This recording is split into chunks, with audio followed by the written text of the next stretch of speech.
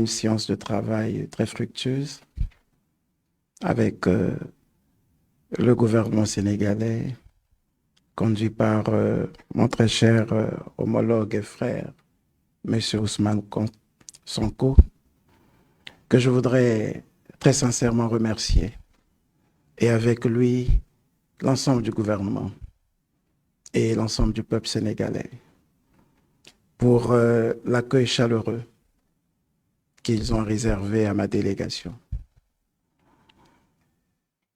Je l'ai traduit hier à son Excellence, Monsieur le Président de la République, qui a eu l'amabilité de nous accorder une audience.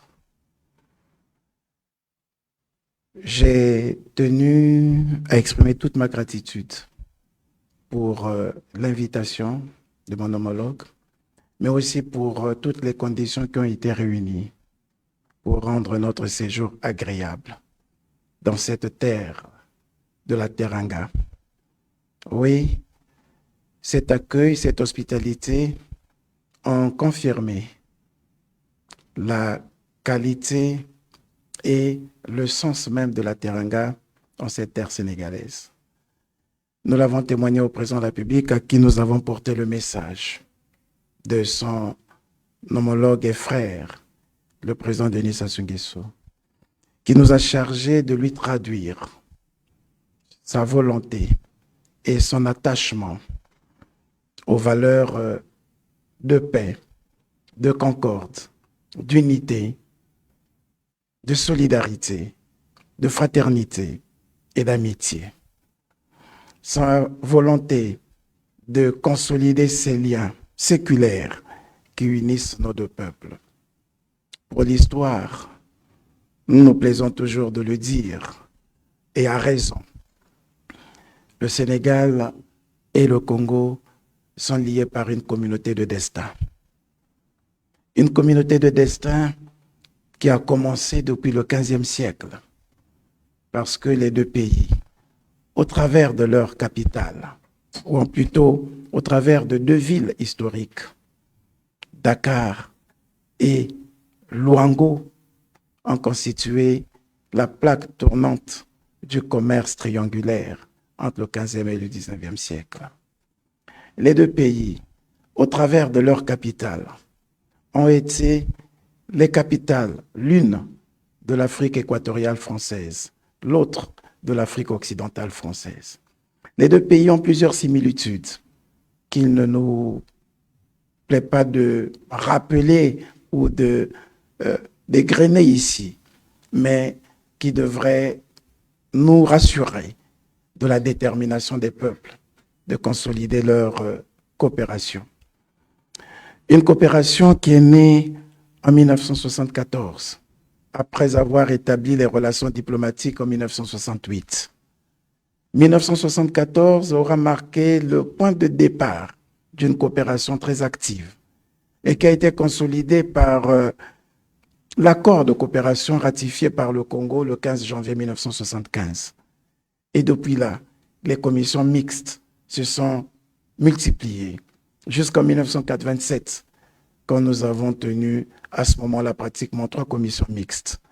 Malheureusement, à partir de 1987, il y a eu un ralentissement. Pendant 31 ans, sans qu'il n'y ait eu de commission mixte, jusqu'à ce que nous ayons tenu la 4e commission mixte en 2018.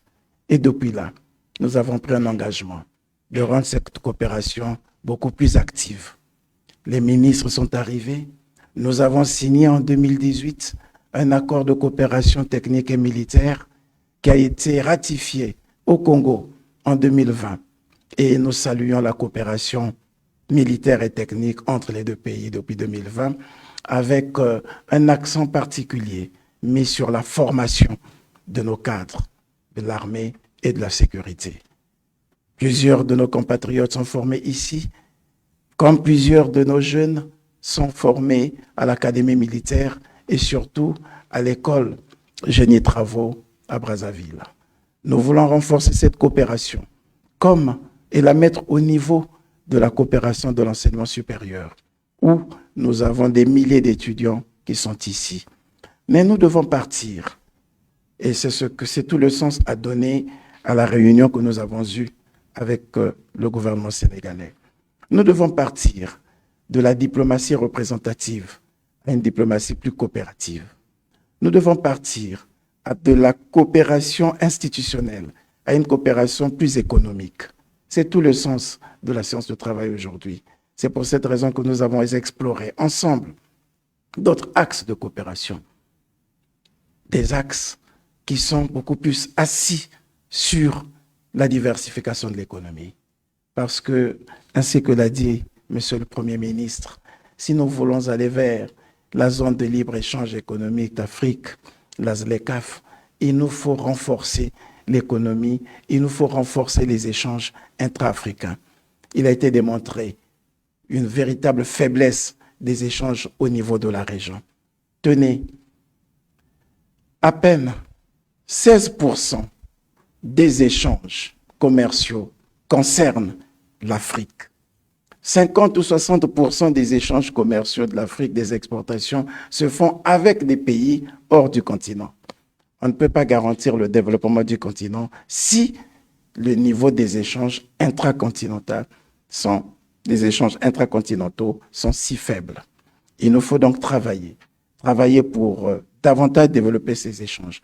Il nous faut travailler pour réussir à faire éclore les petites et moyennes entreprises au Sénégal comme au Congo, parce que c'est un moyen de diversification de l'économie, c'est aussi un moyen d'investissement direct étranger qui devrait nous permettre de réduire le choc que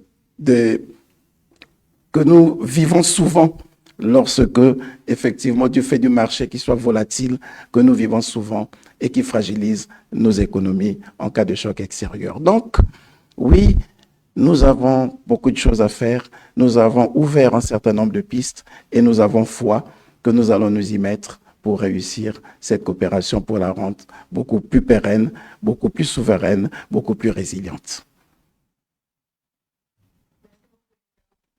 Merci pour ces mots, merci pour ces déclarations. Nous allons à présent ouvrir, avec votre permission, bien sûr, une brève session de questions-réponses avec les journalistes. Nous vous prions de bien vouloir vous présenter en donnant votre nom et le nom du média que vous représentez. Et je rappelle que ce sera 3 questions pour 3 médias. Bien.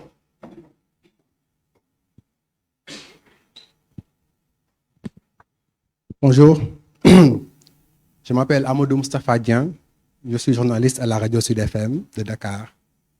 Excellence Mboye Malamou, en terre sénégalaise et africaine, de la teranga sénégalaise dont on parle.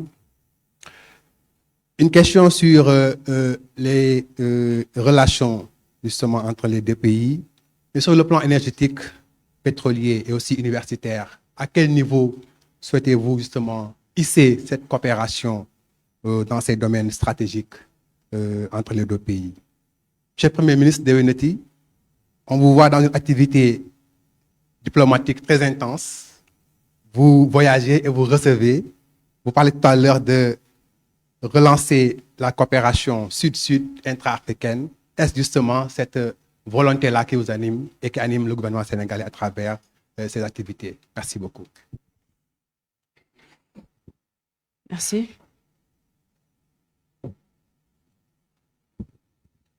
Bonjour, messieurs les premiers ministres. Je suis Adi Fatou Bari, journaliste à Radio Sénégal.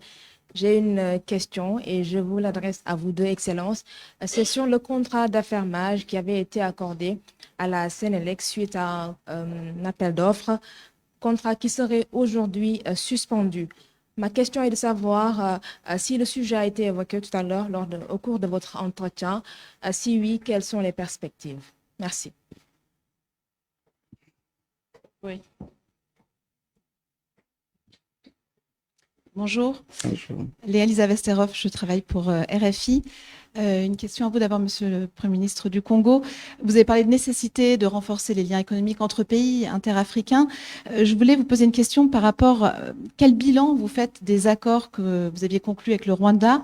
Je fais référence à la décision qui a été prise de mettre fin à la mise à disposition de 12 000 hectares de terre avec des opérateurs rwandais. Pourquoi quel bilan voilà, de cette coopération? Et à vous, Monsieur le ministre Ousmane Sonko, vous parlez de nécessité de renforcer l'économie, les relations économiques. Le secteur privé parle d'un climat morose. Est-ce que vous ne craignez pas que les audits qui ont été lancés, les redressements fiscaux qui ont été lancés n'inquiètent les investisseurs qui souhaiteraient investir au Sénégal? Merci beaucoup. Merci. Ça me commence. Merci beaucoup. À notre ami qui nous a posé la question sur le niveau de la coopération en matière d'enseignement supérieur, en matière de défense, c'est cela, et à quel niveau nous voulons porter cette coopération? Bien, au niveau optimal. Nous l'avons commencé et j'ai dit qu'elle s'exécute normalement, cette coopération, surtout dans les deux secteurs de l'enseignement supérieur et de la défense et de la sécurité. Un accent particulier est mis sur la formation.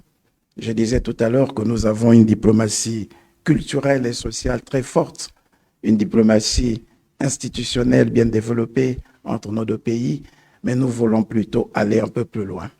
Au plan institutionnel, au plan culturel, comme je le disais, l'accent qui est mis sur la formation nous permet de montrer l'engagement et la volonté de nos dirigeants au plus haut niveau sur l'encadrement de la jeunesse. Parce que l'éducation est l'arme la plus puissante pour sauver le monde, dit-on.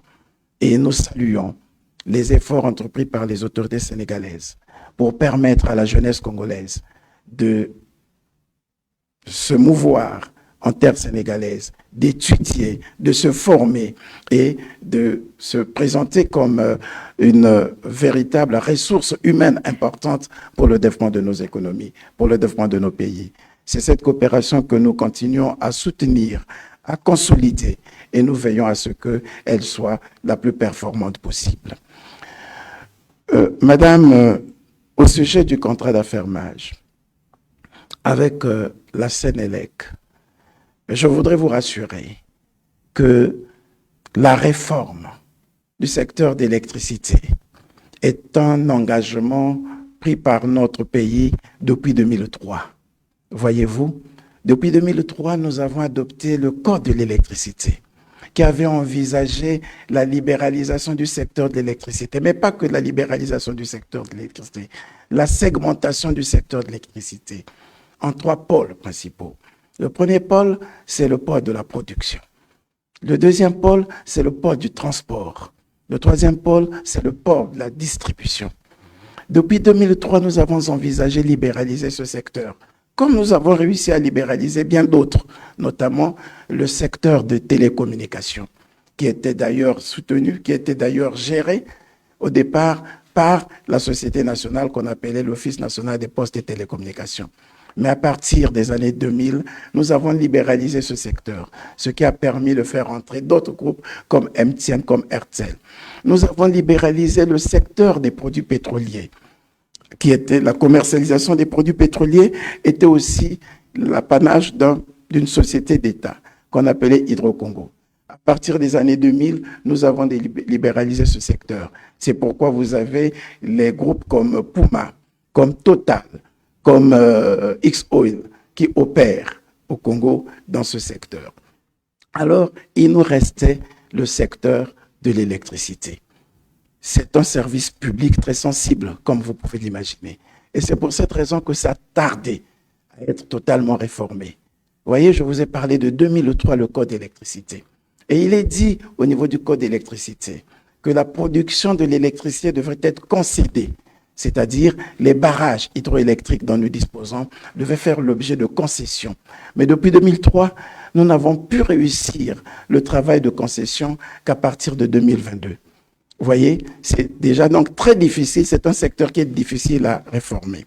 Et s'agissant du secteur de distribution, depuis la loi de 2003, on avait dit qu'on pouvait utiliser 5 modes de gestion du secteur d'électricité. Il pouvait y avoir le modèle de concession, il pouvait y avoir le modèle d'affermage, il pouvait y avoir le modèle de régie intéressée, il pouvait y avoir de modèle, tout autre modèle, il est dit, c'est-à-dire celui, par exemple, de l'intégration en un seul tenant de tous les secteurs d'électricité. Et nous avons travaillé pour réussir à aller vers l'affermage. Et l'option a été prise à partir de 2018. Lorsque nous avons fait de la Société nationale d'électricité une société du patrimoine, ce qui devrait donc nous permettre de libérer les autres secteurs au privé. Et en 2003, le gouvernement congolais a pris un décret autorisant justement la gestion du secteur d'électricité, la distribution et la commercialisation du secteur d'électricité par affermage. C'est à partir de là qu'un appel à manifestation d'intérêt a été lancé et un appel auquel a souscrit la Sénélec, aux côtés de bien d'autres entreprises. Vous avez raison, la Sénélec a remporté cet appel à manifestation d'intérêt, mais sans compter sur les opinions publiques de nos pays respectifs. Je crois que le Sénégal a eu le même problème, nous étions en 1998, lorsqu'il s'est agi de concéder la distribution et la commercialisation de l'électricité à une compagnie qu'on appelait Hydro-Québec. Il y a eu la réaction des populations qui ont toujours du mal à accepter que ce secteur public, ce secteur qui relève parfois de la souveraineté d'État, soit confié à d'autres acteurs et particulièrement aux acteurs privés. On a donc été confrontés pratiquement à la même difficulté, non pas seulement s'agissant de la Sénélec, mais aussi s'agissant des autres entreprises à qui on avait même déjà concédé le secteur de distribution. Nous avons 4 barrages. Les 4 barrages ont été concédés à des sociétés et aujourd'hui, les syndicalistes et les partenaires sociaux reposent même le problème de la concession de ces secteurs de production. Et nous travaillons pour expliquer. En fait, pour tout vous dire, il a fallu un travail pédagogique au préalable. Et ce travail pédagogique n'a pas été assez efficace, ce qui a suscité un certain nombre d'inquiétudes, d'interrogations. Et ce sont ces inquiétudes que nous sommes en train de lever petit à petit. Et si nous parvenons à lever ces inquiétudes, nous allons nous asseoir de nouveau avec Sénélec pour voir dans quelles conditions, effectivement, l'opérationnalisation de ce contrat d'affermage devrait se faire. Parce que, laissez-vous le savoir, le contrat d'affermage que nous avons signé comporte 48 mesures préalables. Et il faut donc que toutes ces mesures préalables que nous avons retenues de commun accord avec Sénélec, que toutes ces mesures préalables soient d'abord résolues, elles sont identifiées. Il faut qu'on puisse les lever. Une fois ces mesures levées, il appartiendra au gouvernement congolais de mieux faire percevoir l'importance de la réforme à toutes les parties prenantes. Vous avez les syndicats. Lorsque vous voulez aller vers la privatisation d'un secteur, la première résistance, vous l'avez avec les partenaires sociaux. Quid de leur outil de travail? Quid de leur situation professionnelle? Et là, vous avez une bonne période de discussion que vous devez engager pour que la réforme d'un secteur aussi sensible que celui de l'électricité puisse passer sans problème. Vous avez les consommateurs. Là aussi, vous avez besoin de les rassurer. Est-ce que le prix du kilowattheure sera élevé?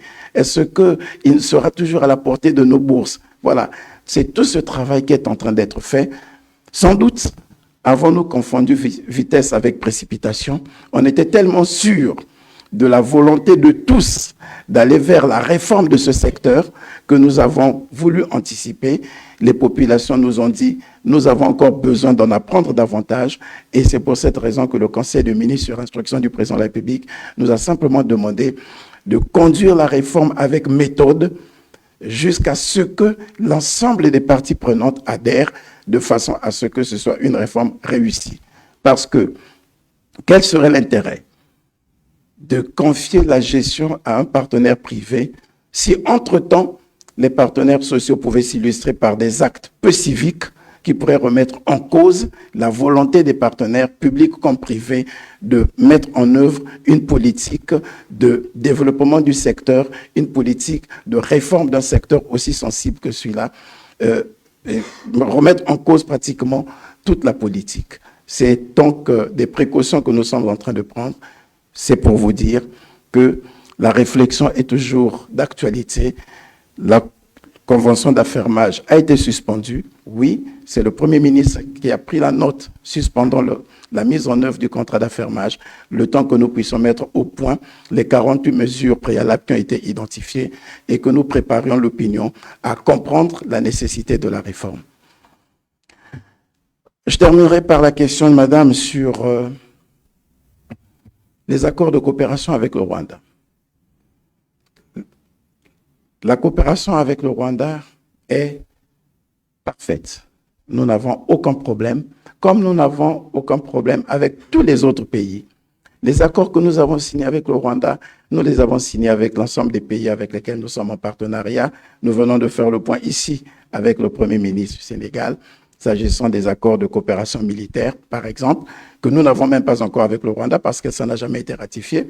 Mais pourtant, s'agissant du Sénégal, nous avons un accord de coopération militaire et technique qui a été ratifié par notre Parlement. Nous avons des accords sur la non-double imposition qui permettent de garantir un cadre propice au développement des affaires, à l'activité commerciale. Nous avons des accords sur le transport aérien avec le Rwanda. Nous avons des accords de toute nature, y compris sur, oui, comme je l'ai dit, la non-double opposition et sur le partenariat commercial. Donc, nous n'avons aucun problème d'accord. Le problème qu'il y a avec le Rwanda, c'est la caducité d'un certain nombre d'actes administratifs qui n'ont rien à voir avec les accords de coopération. Il s'agit des actes administratifs, des actes réglementaires par lesquels le Congo a mis à la disposition des entreprises rwandaises des terres pour l'activité agricole par le biais des autorisations expresses d'occuper ou des autorisations provisoires d'occuper. L'autorisation expresse d'occuper est, entre guillemets, une sorte de bail emphytéotique sur 20 ans, donné à une entreprise publique comme privée, et particulièrement privée, nationale comme étrangère, qui doit y développer une activité agricole.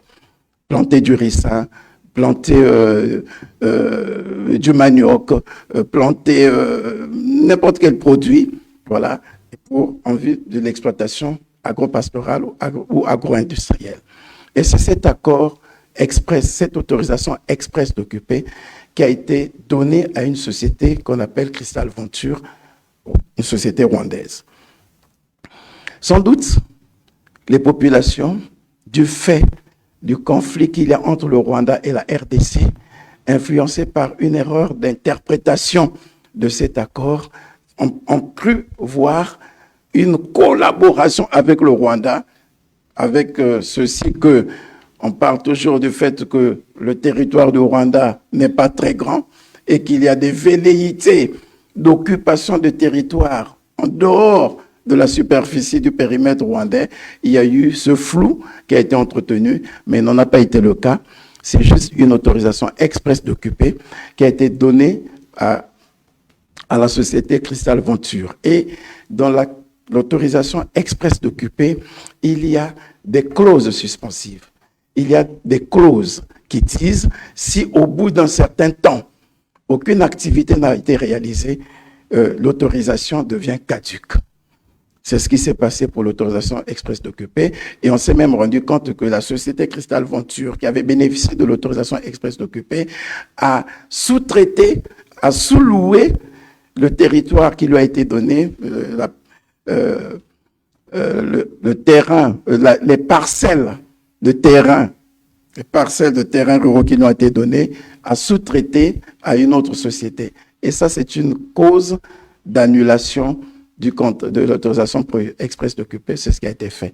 À côté de l'autorisation express d'occuper, il y a des autorisations provisoires d'occuper d'une durée de 2 ans lorsque il y en a eu 5 comme ça qui ont été donnés aussi à des entreprises rwandaises. Si au bout de 2 ans, aucune activité n'a été réalisée, l'autorisation provisoire d'occuper devient nulle. C'est ce qui a été fait. Et lorsque nous avons constaté que les autorisations qui ont été données aux compagnies rwandaises n'ont pas fait l'objet d'exploitation, elles sont rentrées sous le coup de la caducité, elles ont été annulées. Ce qui n'a rien à voir avec la qualité des relations diplomatiques de coopération que nous entretenons avec le Rwanda, qui sont à ce jour des relations qui sont toujours intactes, qui sont parfaites, qui ne souffrent d'aucun doute ou d'aucune anomalie.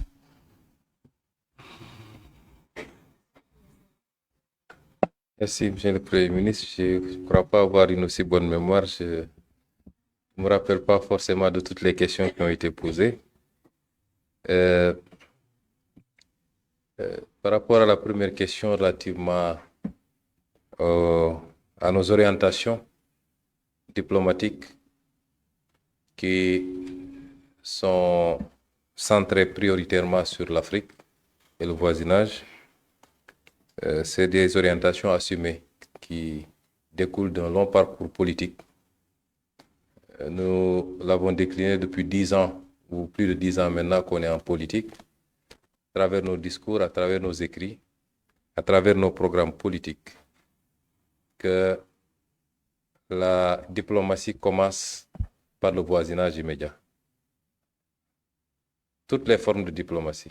Et le Premier ministre l'a rappelé tout à l'heure, l'une des erreurs fondamentales de l'Afrique, c'est qu'on a le regard tourné. C'est peut-être une prolongation d'une forme d'aliénation issue de la colonisation qui fait que nous pensons extravertis.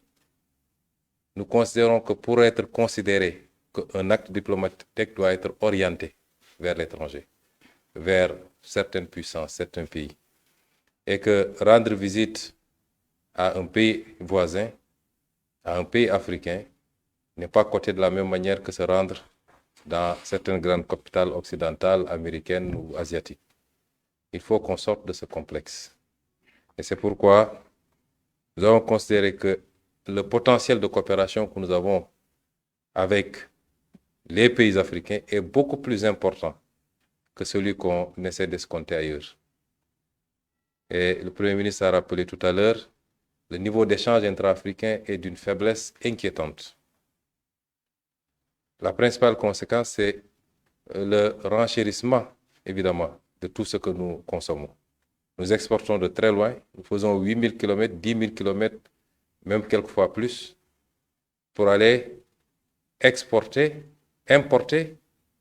des produits finis dont l'essentiel des matières premières provient de l'Afrique, justement. Il faut casser ce cycle. Il faut qu'on sorte de ce complexe. Et c'est pourquoi aujourd'hui, nous restons ouverts au monde entier. Le président de la République a fait plusieurs déplacements hors du continent. Moi-même, je vais commencer à en faire à partir de maintenant. Et je n'ai pas encore commencé à voyager, rassurez-vous. On a beaucoup à faire et nous allons le faire pour l'intérêt de ce pays avec des objectifs très précis pour chaque déplacement. Et je voudrais dire simplement que dans le cadre de cette coopération-là, dans nos relations avec le Congo, nous avons considéré qu'il y avait mieux à faire, plus à faire. Vous avez parlé tout à l'heure d'axes de coopération que nous avons déjà expérimenté et qui marchent assez bien. Sur le plan de la défense, il y a un accord ratifié par le Congo, qui n'a pas encore été par le Sénégal, mais nous allons nous y mettre pour le ratifier le plus rapidement possible. Sur le plan de l'enseignement de manière générale, je crois que là, on a pratiquement une totale satisfaction. Il y a beaucoup de jeunes Congolais qui, aujourd'hui, sont dans nos différentes universités. Ils subissent une formation et quelquefois même choisissent de rester au Sénégal pour y travailler ou pour d'autres raisons. Sur le plan des échanges économiques, c'est beaucoup moins reluisant. Et nous avons considéré qu'on peut faire mieux. Je ne vais pas vous dire le chiffre de de nos échanges, mais il est très, très faible. Et je vais vous donner un exemple très simple. Comme je l'ai dit la dernière fois en Sierra Leone sur la bauxite et sur le fer, aujourd'hui, l'Afrique de l'Ouest importe énormément de bois. Parce que l'Afrique de l'Ouest est en grande partie sahélienne du moins, en grande partie. Nous ne sommes pas des pays forestiers, la plupart d'entre nous. Si vous prenez l'exemple du Sénégal, la petite bande forestière qu'on a, c'est le sud du pays, qui aujourd'hui est extrêmement agressé. L'Afrique de l'Ouest importe pour plus de 513 millions de dollars de bois. Et je peux vous dire que l'essentiel de ce bois provient certainement du Congo et d'autres pays d'Afrique centrale pour aller être transformé à l'extérieur du continent, et ça nous revient beaucoup plus cher. Le Sénégal est le deuxième importateur de bois en Afrique de l'Ouest après le Nigeria. 17% des importations de l'Afrique de l'Ouest, ça concerne le Sénégal. C'est plus de 70 milliards d'importations, en tout cas chiffrées. Voilà un axe de coopération qui peut être intéressant parce que le Congo est la deuxième réserve mondiale de bois après l'Amazonie. Les capacités sont extrêmement importantes. En travaillant avec le Congo, nous pouvons travailler à essayer de sauvegarder ce qui nous reste, le peu qui nous reste de forêt, sans pour autant entamer le potentiel du Congo. En travaillant avec le Congo, et nous saluons la nouvelle dynamique au Congo, parce que c'est ça qu'il faut faire en Afrique, que chaque pays africain s'organise pour que les matières premières issues de son sol soient transformées, en tout cas de manière primaire ou de manière définitive, soient transformées sur son sol. Le Congo a pris cette résolution d'interdire l'importation du bois brut. Et c'est une très bonne chose. Dans les axes de coopération que nous envisageons, il est possible que des Sénégalais, que le secteur privé sénégalais puisse aller investir au Congo pour traiter du bois et même aller vers la transformation la plus aboutie, notamment dans le domaine du mobilier, dans le domaine des contreplaqués et tout ce que vous voulez. Ensuite, le bois transformé, la première transformation, la transformation primaire, peut être acheminé également vers le Sénégal, qui, au-delà de notre consommation, ici, pour les besoins du marché local, notre ambition, c'est de faire du Sénégal un point d'éclosion pour pouvoir distribuer dans le reste de l'Afrique de l'Ouest. Et donc, c'est des axes de coopération comme celle-là dont nous avons beaucoup discuté et pour lesquels nous avons mis en place un comité ad hoc qui va travailler à matérialiser cela et nous espérons, dans cet esprit d'une coopération mutuellement gagnante. Nous sommes entre Africains, nous ne sommes pas dans un schéma de dire il faut que telle pompe sur telle autre. Ce n'est pas ça la logique, mais que ce soit des coopérations mutuellement gagnantes, qu'au bout de la collaboration, que le Congo sente que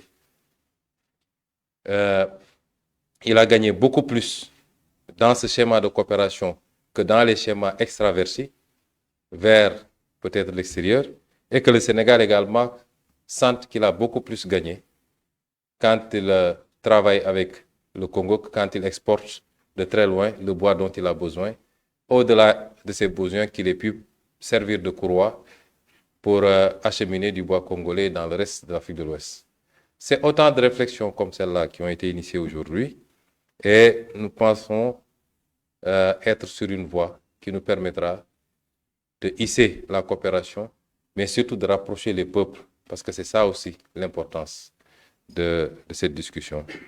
Sur la question de l'énergie, je considère que le Congo est un pays souverain qui a éprouvé le besoin à un moment donné d'aller vers une forme d'organisation de son secteur énergétique. Un appel d'offres a été lancé. La Sénélec, qui est une entreprise sénégalaise et qui est une fierté en tant qu'entreprise sénégalaise, a concouru à côté d'autres entreprises issues de pays beaucoup plus puissants que le nôtre, d'autres entreprises certainement africaines également. Et à l'issue du processus, elle a été choisie de manière transparente. Nous nous en félicitons. Et en félicitons également le gouvernement congolais.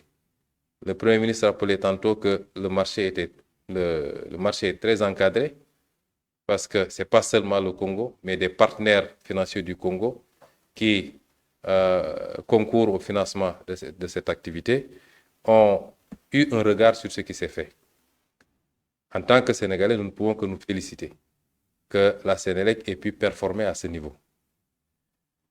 Le Premier ministre a rappelé un certain nombre d'occurrences qui les ont amenés à suspendre. J'insiste sur le mot suspension. Il n'a pas été question ici d'annulation du marché.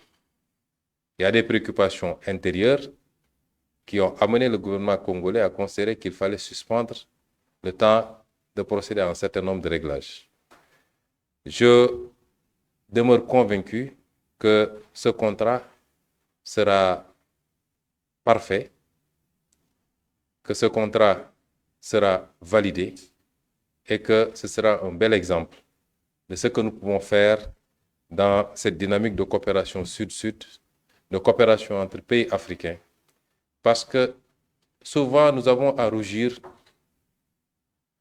de faire venir des entreprises qui viennent de très très loin, ce qui n'est pas mauvais. Nous ne sommes pas hermétiques.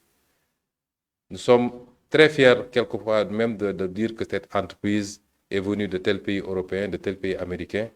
Il faut que cette fierté-là aussi, nous puissions l'éprouver.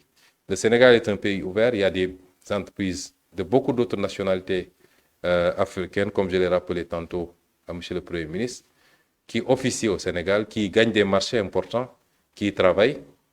Des entreprises sénégalaises qui sont aujourd'hui des fleurons. Je veux citer par exemple la Sonatel qui aujourd'hui est présente dans au moins, en plus du Sénégal, 3 autres pays africains. Des entreprises sénégalaises également ambitionnent d'aller à la conquête de marchés africains.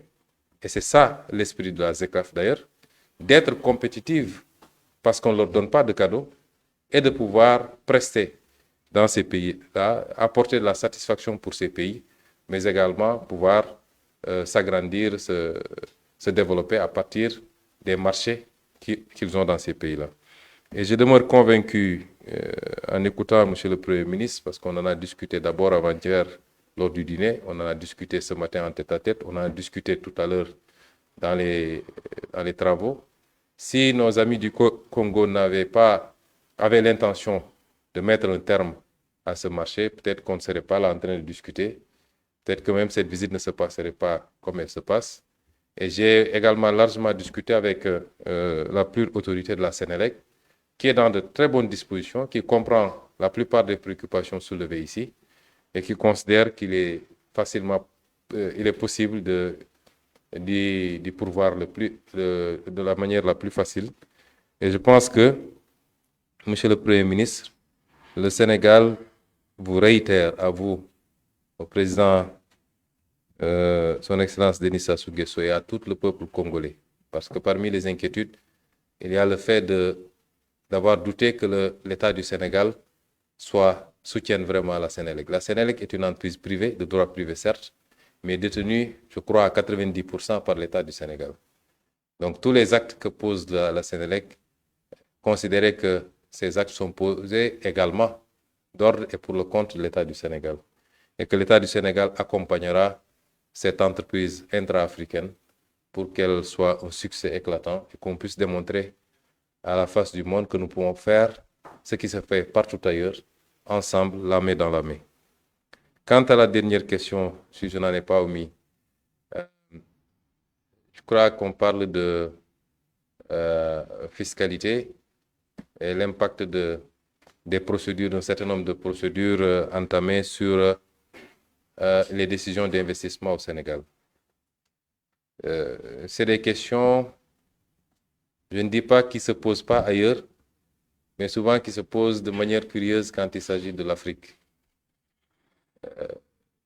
Je ne pense pas que le Sénégal soumette les entreprises qui investissent sur son sol, qu'elles soient des entreprises sénégalaises, africaines ou internationales, elles ne sont pas soumises à plus de pression fiscale qu'ailleurs dans le monde.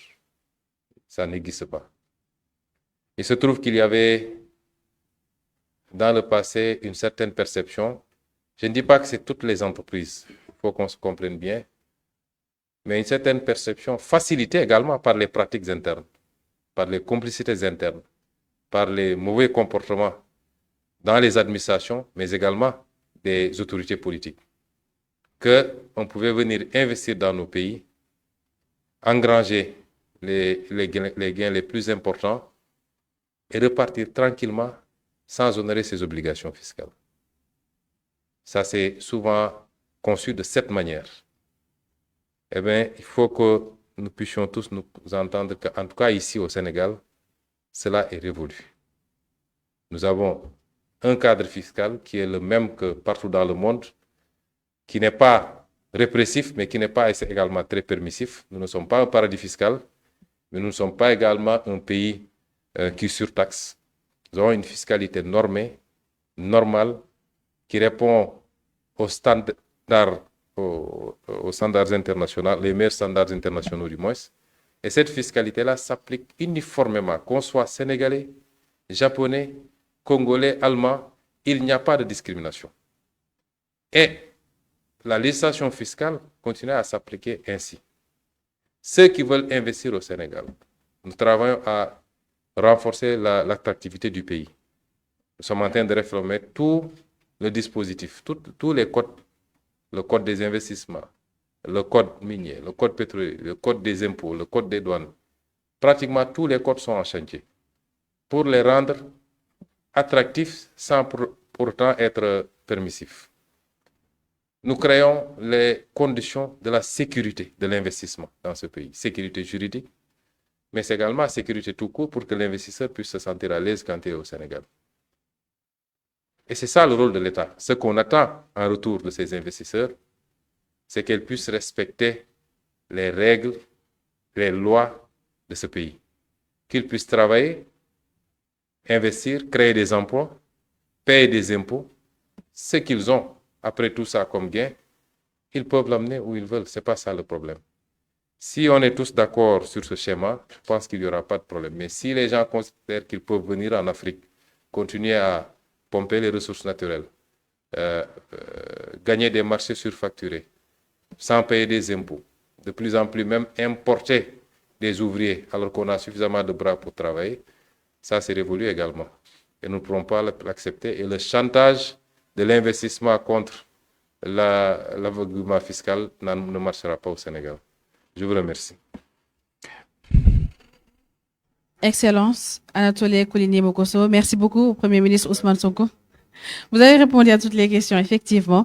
Merci beaucoup, messieurs et dames de la presse. Nous vous prions de juste laisser les délégations prendre la photo de famille et puis pouvoir se libérer tranquillement. D'accord. Les premiers ministres